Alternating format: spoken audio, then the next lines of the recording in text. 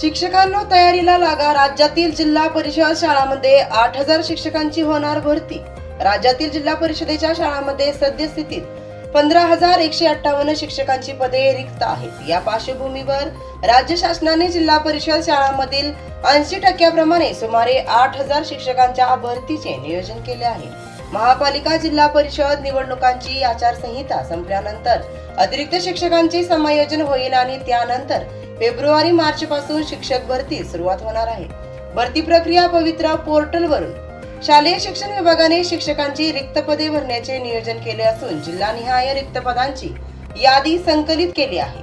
स्थानिक स्वराज्य संस्थांच्या निवडणुकांची आचारसंहिता संपल्यावर अतिरिक्त शिक्षकांचे समायोजन करून रिक्त राहिलेल्या जागांच्या जाहिराती पवित्र पोर्टलवर मागून घेतल्या जातील. त्यानंतर संपूर्ण भरती प्रक्रिया पवित्र पोर्टलवरून राबवली जाणार आहे.